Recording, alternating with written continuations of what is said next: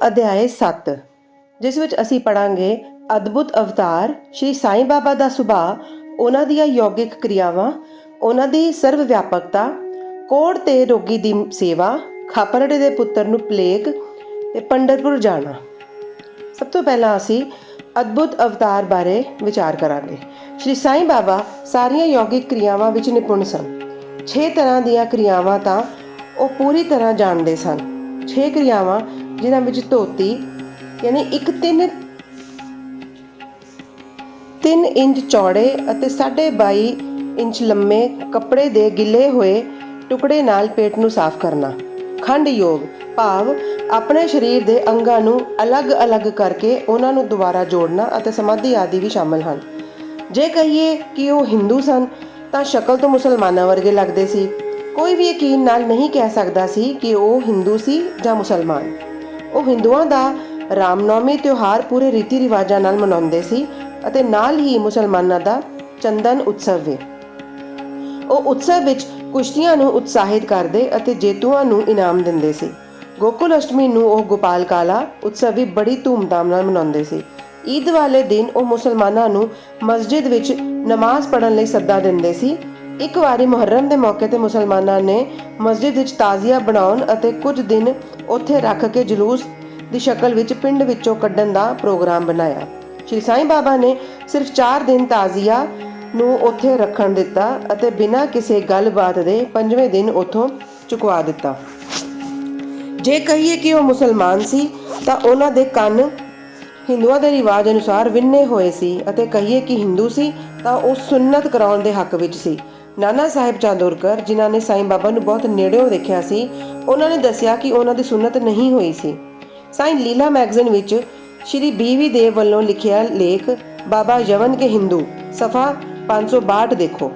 ਜੇ ਕੋਈ ਉਹਨਾਂ ਨੂੰ ਹਿੰਦੂ ਕਹੇ ਤਾਂ ਉਹ ਸਦਾ ਮਸਜਿਦ ਵਿੱਚ ਰਹਿੰਦੇ ਸੀ ਅਤੇ ਜੇ ਕੋਈ ਯਵਨ ਕਹੇ ਤਾਂ ਉਹ ਹਮੇਸ਼ਾ ਉੱਥੇ ਧੂਣੀ ਬਾਲੀ ਰੱਖਦੇ ਸਨ ਅਤੇ ਹੋਰ ਕਰਮ ਜਿਹੜੇ ਕਿ ਇਸਲਾਮ ਧਰਮ ਦੇ ਵਿਰੁੱਧ ਹਨ, ਜਿਵੇਂ ਚੱਕੀ ਪੀਸਣਾ, ਸੰਖ ਅਤੇ ਘੰਟੀਆਂ ਵਜਾਉਣਾ, ਹੋਮ ਆਦਿ ਕਰਨਾ, ਅੰਨਦਾਨ ਅਤੇ ਅਰਗ ਨਾਲ ਪੂਜਾ ਕਰਨਾ ਆਦਿ ਹਮੇਸ਼ਾ ਉੱਥੇ ਹੁੰਦੇ ਰਹਿੰਦੇ ਸੀ।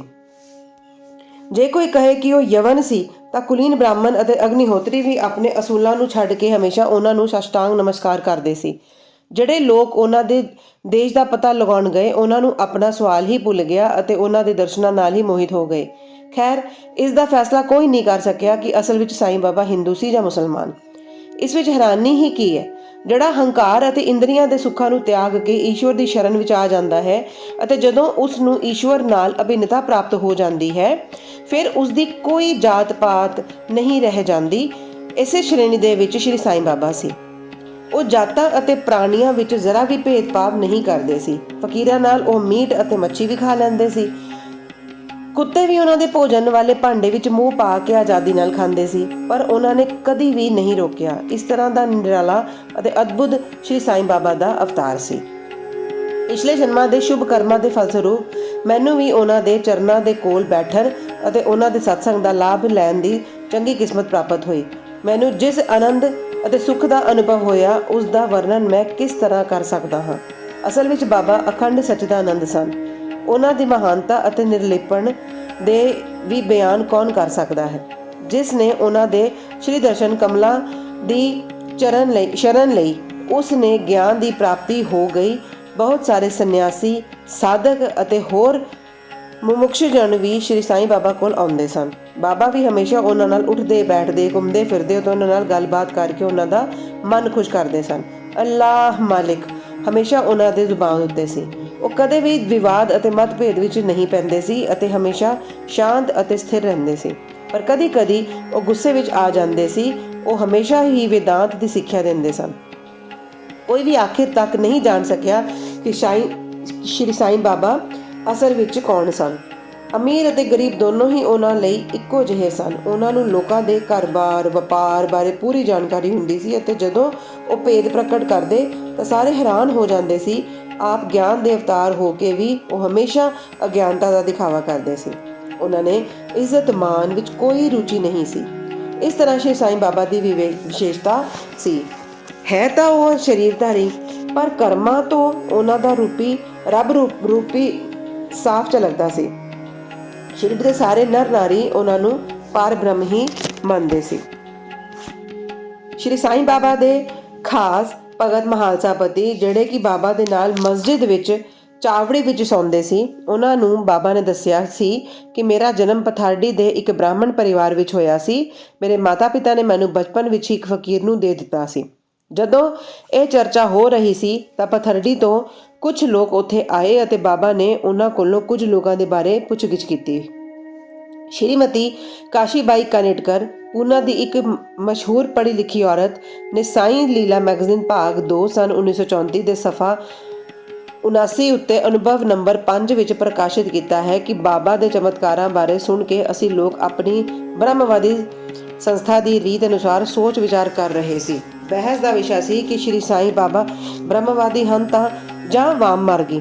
ਜਦੋਂ ਮੈਂ ਸ਼ਿਰਡੀ ਗਈ ਤਾਂ ਮੈਨੂੰ ਇਸ ਸੰਬੰਧ ਵਿੱਚ ਬਹੁਤ ਵਿਚਾਰ ਆ ਰਹੇ ਸੀ। ਜਦੋਂ ਹੀ ਮੈਂ ਮਸਜਿਦ ਦੀਆਂ ਪੌੜੀਆਂ ਤੇ ਪੈਰ ਰੱਖਿਆ ਕਿ ਬਾਬਾ ਉੱਠ ਕੇ ਸਾਹਮਣੇ ਆ ਗਏ ਅਤੇ ਆਪਣੇ ਦਿਲ ਦੇ ਹੱਥ ਰੱਖ ਕੇ ਮੇਰੇ ਵੱਲ ਘੂਰਦੇ ਹੋਏ ਗੁੱਸੇ ਵਿੱਚ ਬੋਲੇ, ਇਹ ਬ੍ਰਾਹਮਣ ਹੈ, ਸ਼ੁੱਧ ਬ੍ਰਾਹਮਣ, ਇਸ ਨੂੰ ਵਾਮ ਮਾਰਗ ਨਾਲ ਕੀ ਮਤਲਬ? ਇੱਥੇ ਕੋਈ ਵੀ ਯਵਨ ਦਾਖਲ ਹੋਣ ਦੀ ਹਿੰਮਤ ਨਹੀਂ ਕਰ ਸਕਦਾ ਅਤੇ ਨਾ ਹੀ ਕੋਈ ਹੋ ਕਰੇ। ਫਿਰ ਆਪਣੇ ਦਿਲ ਵੱਲ ਇਸ਼ਾਰਾ ਕਰਕੇ ਬੋਲੇ, ਇਹ ਬ੍ਰਾਹਮਣ ਲੱਖਾਂ ਮਨੁੱਖਾਂ ਨੂੰ ਰਾਹ ਦਿਖਾ ਸਕਦਾ ਹੈ ਅਤੇ ਉਹਨਾਂ ਨੂੰ ਦੁਰਲੱਭ ਚੀਜ਼ ਦੀ ਪ੍ਰਾਪਤੀ ਕਰਾ ਸਕਦਾ ਹੈ। ਇਹ ਬ੍ਰਾਹਮਣ ਦੀ ਮਸਜਿਦ ਹੈ। ਮੈਂ ਇੱਥੇ ਕਿਸੇ ਵਾਮ ਮਾਰਗੀ ਦਾ ਪਰਛਾਵਾਂ ਵੀ ਨਹੀਂ ਪੈਣ ਦਿਆਂਗਾ। ਬਾਬਾ ਦਾ ਸੁਭਾਅ। ਮੈਂ ਤਾਂ ਮੂਰਖ ਹਾਂ। ਸ਼੍ਰੀ ਸਾਈਂ ਬਾਬਾ ਦੀਆਂ ਅਦਭੁਤ ਲੀਲਾਵਾਂ ਦਾ ਵਰਣਨ ਨਹੀਂ ਕਰ ਸਕਦਾ। ਸ਼ਿਰਡੀ ਦੇ ਸਾਰੇ ਮੰਦਿਰਾਂ ਦੀ ਉਹਨਾਂ ਨੇ ਮੁਰੰਮਤ ਕਰਵਾਈ। ਸ਼੍ਰੀ ਤਾਤਿਆ ਪਾਟਿਲ ਦੇ ਹੱਥੋਂ ਸ਼ਨੀ, ਗਣਪਤੀ, ਸ਼ੰਕਰ, ਪਾਰਵਤੀ, ਗ੍ਰਾਮ ਦੇਵਤਾ ਤੇ ਹਨੂਮਾਨ ਜੀ ਆਦਿ ਦੇ ਮੰਦਿਰ ਠੀਕ ਕਰਵਾਏ। ਉਹਨਾਂ ਦਾ ਦਾਨ ਵੀ ਵਿਲੱਖਣ ਸੀ। ਦਕਸ਼ਿਨਾ ਵਿੱਚ ਜਿਹੜਾ ਧਨ ਇਕੱਠਾ ਹੁੰਦਾ ਸੀ, ਉਸ ਵਿੱਚੋਂ ਉਹ ਕਿਸੇ ਨੂੰ 20 ਰੁਪਏ, ਕਿਸੇ ਨੂੰ 15 ਰੁਪਏ ਜਾਂ ਕਿਸੇ ਨੂੰ 50 ਰੁਪਏ ਇਸ ਤਰ੍ਹਾਂ ਹਰ ਰੋਜ਼ ਵੰਡ ਦਿੰਦੇ ਸਨ। ਲੈਣ ਵਾਲਾ ਉਸ ਨੂੰ ਸ਼ੁੱਧ ਦਾਨ ਸਮਝਦਾ ਸੀ। ਬਾਬਾ ਦੇ ਵੀ ਹਮੇਸ਼ਾ ਇਹ ਇੱਛਾ ਹੁੰਦੀ ਸੀ ਕਿ ਉਸ ਨੂੰ ਠੀਕ ਢੰਗ ਤਰੀਕੇ ਨਾਲ ਖਰਚ ਕੀਤਾ ਜਾਵੇ। ਬਾਬਾ ਦੇ ਦਰਸ਼ਨ ਕਰਨ ਨਾਲ ਭਗਤਾਂ ਨੂੰ ਕਈ ਤਰ੍ਹਾਂ ਦੇ ਲਾਭ ਮਿਲਦਾ ਸੀ। ਬਹੁਤ ਲੋਕ ਠੀਕ ਹੋ ਗਏ ਅਤੇ ਸੁਧਰ ਗਏ। ਦੁਰਾਚਾਰੀ ਲੋਕ ਚੰਗੇ ਲੋਕਾਂ ਵਿੱਚ ਬਦਲ ਗਏ। ਕਈਆਂ ਦਾ ਕੋੜ ਤੋਂ ਛੁਟਕਾਰਾ ਹੋ ਗਿਆ ਤੇ ਕਈਆਂ ਨੂੰ ਮਨ ਚਾਹਿਆ ਫਲ ਮਿਲਿਆ। ਅਪਾਹਿਜਾਂ ਦੀ ਬਿਮਾਰੀ ਠੀਕ ਹੋ ਗਈ। ਉਹਨਾਂ ਦੀ ਕੀਰਤੀ ਦੂਰ ਦੂਰ ਤੱਕ ਫੈਲ ਗਈ ਅਤੇ ਅਲੱਗ-ਅਲੱਗ ਥਾਵਾਂ ਤੋਂ ਯਾਤਰੀਆਂ ਦੇ ਝੁੰਡਾਂ ਦੇ ਝੁੰਡ ਸ਼ਿਰਡੀ ਆਉਣ ਲੱਗ ਪਏ। ਬਾਬਾ ਹਰ ਵੇਲੇ ਧੂਣੀ ਦੇ ਕੋਲ ਆਸਨ ਲਗਾਈ ਰੱਖਦੇ ਅਤੇ ਉੱਥੇ ਹੀ ਆਰਾਮ ਕਰਦੇ ਸੀ। ਉਹ ਕਦੀ ਇਸ਼ਨਾਨ ਕਰਦੇ ਅਤੇ ਕਦੀ ਬਿਨਾਂ ਇਸ਼ਨਾਨ ਕੀਤੇ ਹੀ ਸਮਾਧੀ ਵਿੱਚ ਲੀਨ ਰਹਿੰਦੇ ਸੀ।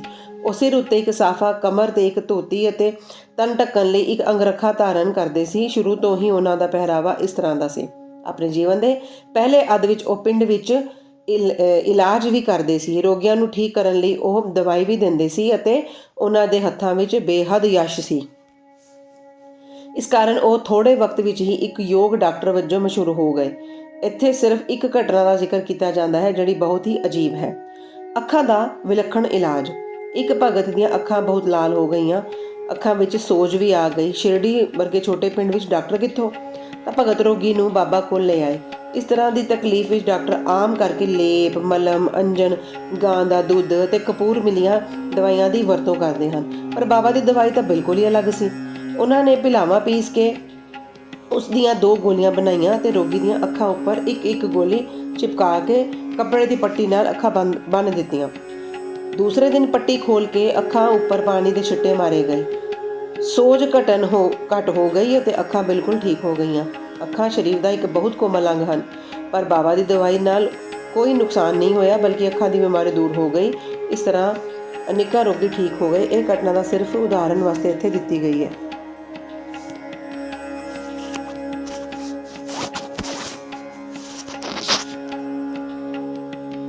ਬਾਬਾ ਦੀਆਂ ਯੋਗਿਕ ਕਿਰਿਆਵਾਂ। ਬਾਬਾ ਨੂੰ ਸਾਰੇ ਯੋਗਿਕ ਪ੍ਰਯੋਗ ਅਤੇ ਕਿਰਿਆਵਾਂ ਦਾ ਗਿਆਨ ਸੀ। ਉਸ ਵਿੱਚੋਂ ਸਿਰਫ 2 ਦਾ ਹੀ ਇੱਥੇ ਜ਼ਿਕਰ ਕੀਤਾ ਜਾਂਦਾ ਹੈ। ਪਹਿਲੀ, ਧੋਤੀ ਕਿਰਿਆ, ਯਾਨੀ ਅੰਤੜੀਆਂ ਸਾਫ਼ ਕਰਨ ਦੀ ਕਿਰਿਆ। ਹਰ ਤੀਸਰੇ ਦਿਨ ਬਾਬਾ ਮਸਜਿਦ ਤੋਂ ਕੁਝ ਦੂਰੀ ਤੇ ਇੱਕ ਬੋਹੜ ਦੇ ਦਰਖਤ ਹੇਠਾਂ ਕਰਦੇ ਹੁੰਦੇ ਸੀ। ਇੱਕ ਵਾਰੀ ਲੋਕਾਂ ਨੇ ਦੇਖਿਆ ਕਿ ਬਾਬਾ ਨੇ ਆਪਣੀਆਂ ਅੰਤੜੀਆਂ ਨੂੰ ਪੇਟ ਵਿੱਚੋਂ ਬਾਹਰ ਕੱਢ ਕੇ ਉਹਨਾਂ ਨੂੰ ਚਾਰੇ ਪਾਸਿਓਂ ਸਾਫ਼ ਕੀਤਾ ਅਤੇ ਨੇੜੇ ਦੇ ਦਰਖਤ ਉੱਪਰ ਸੁੱਕਣ ਲਈ ਟੰਗ ਦਿੱਤਾ। ਸ਼ਿਰਡੀ ਵਿੱਚ ਇਸ ਘਟਨਾ ਦੀ ਪੁਸ਼ਟੀ ਕਰਨ ਵਾਲੇ ਲੋਕ ਹਾਲੇ ਵੀ ਜਿਉਂਦੇ ਨੇ। ਉਹਨਾਂ ਨੇ ਇਸ ਸੱਚ ਦੀ ਪ੍ਰੀਖਿਆ ਵੀ ਕੀਤੀ ਸੀ। ਸਧਾਰਨ ਧੋਤੀ ਕਿਰਿਆ ਇੱਕ 3 ਇੰਚ ਚੌੜੇ ਅਤੇ 22.5 ਇੰਚ ਲੰਬੇ ਗਿੱਲੇ ਕੱਪੜੇ ਦੇ ਟੁਕੜੇ ਨਾਲ ਕੀਤੀ ਜਾਂਦੀ ਹੈ।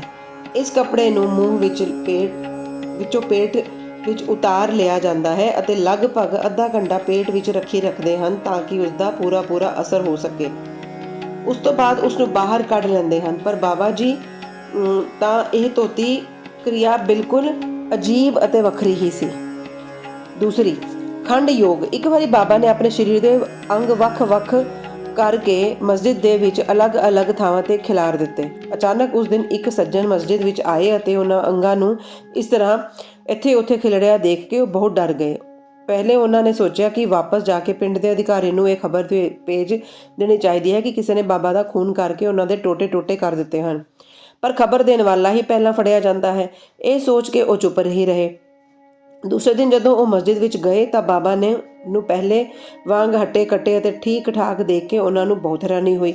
ਉਹਨਾਂ ਨੇ ਇਸ ਤਰ੍ਹਾਂ ਲੱਗਾ ਕਿ ਪਿਛਲੇ ਕੱਲ ਜਿਹੜਾ ਉਹਨਾਂ ਨੇ ਨਜ਼ਾਰਾ ਦੇਖਿਆ ਸੀ ਉਹ ਕਿਤੇ ਸੁਪਨਾ ਤਾਂ ਨਹੀਂ ਸੀ। ਬਾਬਾ ਬਚਪਨ ਤੋਂ ਹੀ ਯੋਗੀ ਕਿਰਿਆਵਾਂ ਕਰਦੇ ਸਨ ਅਤੇ ਉਹਨਾਂ ਨੂੰ ਜਿਹੜੀ ਹਾਲਤ ਪ੍ਰਾਪਤ ਹੋ ਗਈ ਸੀ ਉਸ ਦਾ ਸਹੀ ਗਿਆਨ ਕਿਸੇ ਨੂੰ ਵੀ ਨਹੀਂ ਸੀ। ਇਲਾਜ ਕਰਨ ਦਾ ਉਹਨਾਂ ਨੂੰ ਕਦੀ ਕਿਸੇ ਕੋਲੋਂ ਇੱਕ ਪੈਸਾ ਵੀ ਨਹੀਂ ਲਿਆ। ਆਪਣੇ ਉੱਤਮ ਗੁਣਾਂ ਕਰਕੇ ਉਹਨਾਂ ਦੀ ਕੀਰਤੀ ਦੂਰ ਤੱਕ ਫੈਲ ਗਈ। ਉਹਨਾਂ ਨੇ ਅਨੇਕਾਂ ਗਰੀਬਾਂ ਅਤੇ ਰੋਗੀਆਂ ਨੂੰ ਸਿਹਤ ਪ੍ਰਦਾਨ ਕੀਤੀ। ਇਸ ਤਰ੍ਹਾਂ ਪ੍ਰਸਿੱਧ ਡਾਕਟਰ ਮਸੀਹਾ ਦੇ ਮਸੀਹਾ ਨੇ ਕਦੀ ਆਪਣੀ ਚਿੰਤਾ ਨਹੀਂ ਕੀਤੀ ਅਤੇ ਅਨੇਕਾਂ ਰੁਕਾਵਟਾਂ ਦਾ ਮੁਕਾਬਲਾ ਕੀਤਾ ਅਤੇ ਆਪ ਬੇਹੱਦ ਦਰਦ ਅਤੇ ਤਕਲੀਫਾਂ ਸਹਿ ਕੇ ਹਮੇਸ਼ਾ ਦੂਸਰਿਆਂ ਦੀ ਭਲਾਈ ਕੀਤੀ ਅਤੇ ਉਹਨਾਂ ਨੂੰ ਮੁਸੀਬਤਾਂ ਵਿੱਚ ਮਦਦ ਵੀ ਕੀਤੀ। ਉਹ ਸਦਾ ਦੂਸਰਿਆਂ ਦੇ ਕਲਿਆਣ ਲਈ ਫਿਕਰਮੰਦ ਰਹਿੰਦੇ ਸੀ। ਇਸ ਤਰ੍ਹਾਂ ਦੀ ਇੱਕ ਘਟਨਾ ਹੇਠ ਲਿਖੀ ਜਾਂਦੀ ਹੈ ਜਿਹੜੀ ਕਿ ਬਾਬਾ ਦੀ ਸਰਵ ਵਿਆਪਕਤਾ ਅਤੇ ਮਹਾਨ ਦਿਆਲੁਤਾ ਦੀ ਉਦਾਹਰਣ ਹੈ। ਬਾਬਾ ਦੀ ਸਰਵ ਵਿਆਪਕਤਾ ਅਤੇ ਦਿਆਲੁਤਾ। ਸੰਨ 1910 ਵਿੱਚ ਬਾਬਾ ਦੀਵਾਲੀ ਦੇ ਮੁੱਖ ਮੌਕੇ ਤੇ ਧੂਣੀ ਕੋਲ ਬੈਠ ਕੇ ਅੱਗ ਸੇਕ ਰਹੇ ਸੀ ਅਤੇ ਨਾਲ ਹੀ ਧੂਣੀ ਵਿੱਚ ਲੱਕੜੀਆਂ ਪਾ ਰਹੇ ਸੀ। ਧੂਣੀ ਜ਼ੋਰ ਨਾਲ ਬਲ ਰਹੀ ਸੀ। ਕੁਝ ਦੇਰ ਬਾਅਦ ਉਹਨਾਂ ਨੇ ਲੱਕੜੀ ਦੀ ਥਾਂ ਤੇ ਆਪਣਾ ਹੱਥ ਧੂਣੀ ਵਿੱਚ ਪਾ ਦਿੱਤਾ। ਹੱਥ ਬੁਰੀ ਤਰ੍ਹਾਂ ਝੁਲਸ ਗਿਆ। ਨੌਕਰ ਮਾਧਵ ਅਤੇ ਮਾਧਵਰਾਵ ਦੇਸ਼ਪਾਂਡੇ ਨੇ ਬਾਬਾ ਨੂੰ ਧੂਣੀ ਵਿੱਚ ਹੱਥ ਪਾਉਂਦੇ ਦੇਖ ਕੇ ਫਟਾਫਟ ਦੌੜ ਕੇ ਉਹਨਾਂ ਨੂੰ ਜ਼ੋਰ ਨਾਲ ਪਿੱਛੇ ਖਿੱਚ ਲਿਆ। ਮਾਧਵਰਾਵ ਨੇ ਬਾਬਾ ਨੂੰ ਕਿਹਾ, ਦੇਵਾ ਤੁਸੀਂ ਇਸ ਤਰ੍ਹਾਂ ਕਿਉਂ ਕੀਤਾ? ਬਾਬਾ ਸਾਵਧਾਨ ਹੋ ਕੇ ਦੱਸਣ ਲੱਗੇ, ਇੱਥੋਂ ਕੁਝ ਦੂਰੀ ਤੇ ਇੱਕ ਲੁਹਾਰਨ ਜਦੋਂ ਭੱਠੀ ਬਾਲ ਰਹੀ ਸੀ ਉਸ ਵੇਲੇ ਉਸ ਦੇ ਪਤੀ ਨੇ ਉਸ ਨੂੰ ਆਵਾਜ਼ ਮਾਰੀ। ਉਹ ਲੱਕ ਨਾਲ ਵੱਜੇ ਬੱਚੇ ਦਾ ਖਿਆਲ ਛੱਡ ਕੇ ਛੇਤੀ ਨਾਲ ਉੱਥੇ ਦੌੜ ਕੇ ਗਈ। ਬਦਕਿਸਮਤੀ ਨਾਲ ਬੱਚਾ ਫਿਸਲ ਕੇ ਭੱਠੀ ਵਿੱਚ ਡਿੱਗ ਗਿਆ। ਮੈਂ ਫਟਾਫਟ ਭੱਠੀ ਵਿੱਚ ਹੱਥ ਪਾ ਕੇ ਬੱਚੇ ਦੀ ਜਾਨ ਬਚਾ ਲਈ। ਮੈਨੂੰ ਆਪਣਾ ਹੱਥ ਸੜ ਜਾਣ ਦਾ ਕੋਈ ਦੁੱਖ ਨਹੀਂ, ਪਰ ਮੈਨੂੰ ਤਸੱਲੀ ਹੈ ਕਿ ਇੱਕ ਮਾਸੂਮ ਬੱਚੇ ਦੇ ਪ੍ਰਾਣ ਬਚ ਗਏ। ਕੋਹੜੀ ਦੀ ਸੇਵਾ। ਮਾਧਵਰਾਵ ਦੇਸ਼ਪਾਂਡੇ ਕੋਲੋਂ ਬਾਬਾ ਦਾ ਹੱਥ ਸੜਨ ਦੀ ਖਬਰ ਨਾਨਾ ਸਾਹਿਬ ਚਾਂਦੋਰਕਰ ਨੂੰ ਮਿਲੀ।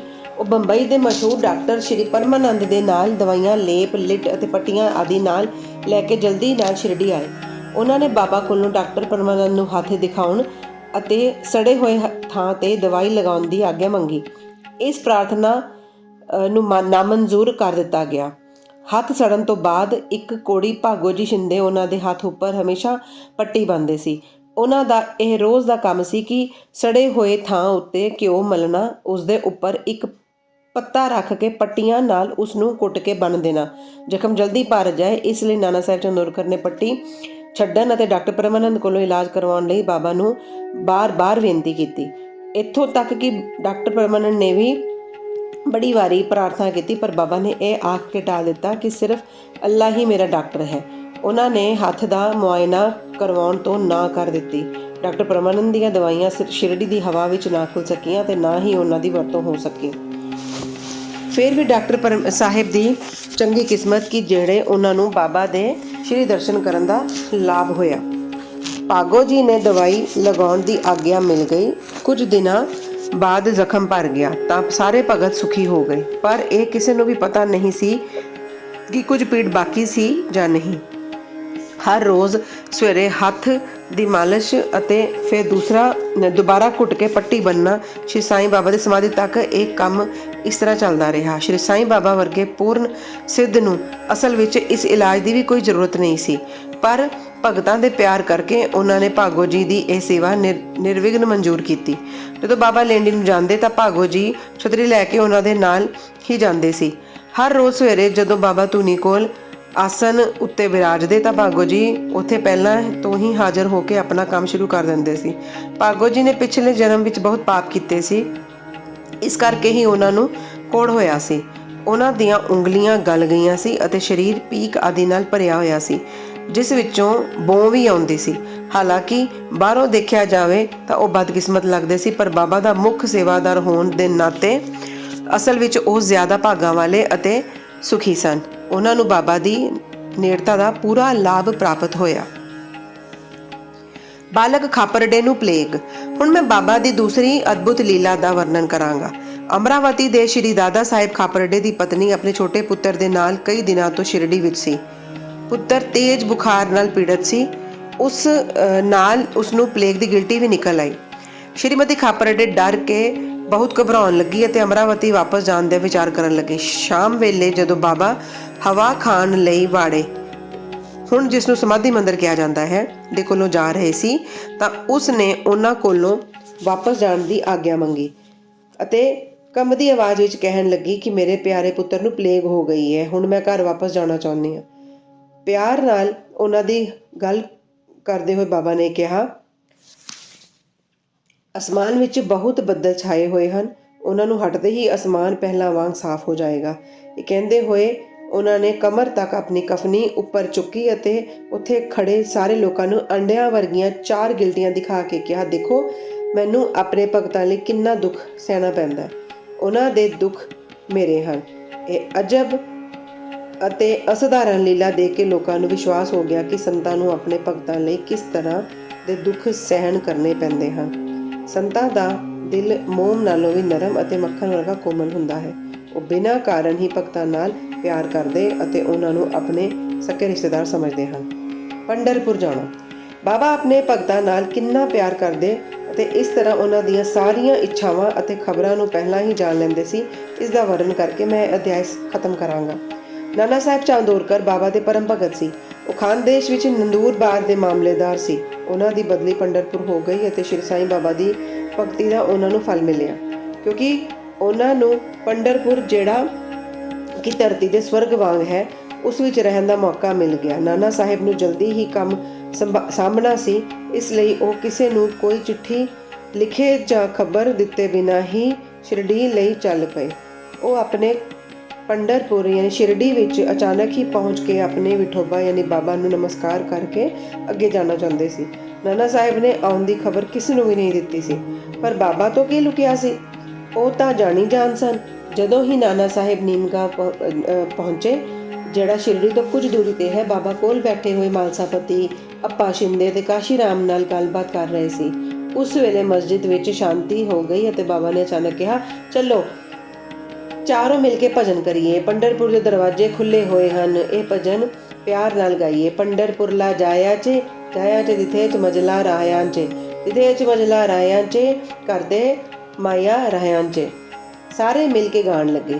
ਭਾਵ ਅਰਥ, ਮੈਨੂੰ ਪੰਢਰਪੁਰ ਜਾ ਕੇ ਉੱਥੇ ਹੀ ਰਹਿਣਾ ਹੈ, ਕਿਉਂਕਿ ਉਹੀ ਮੇਰੇ ਸਵਾਮੀ ਯਾਨੀ ਈਸ਼ਵਰ ਦਾ ਘਰ ਹੈ। ਬਾਬਾ ਗਾਈ ਜਾਂਦੇ ਅਤੇ ਭਗਤ ਉਸ ਨੂੰ ਦੁਹਰਾਈ ਜਾਂਦੇ ਸੀ। ਕੁਝ ਦੇਰ ਬਾਅਦ ਨਾਨਾ ਸਾਹਿਬ ਨੇ ਉੱਥੇ ਪਰਿਵਾਰ ਸਮੇਤ ਪਹੁੰਚ ਕੇ ਬਾਬਾ ਨੂੰ ਪ੍ਰਣਾਮ ਕੀਤਾ।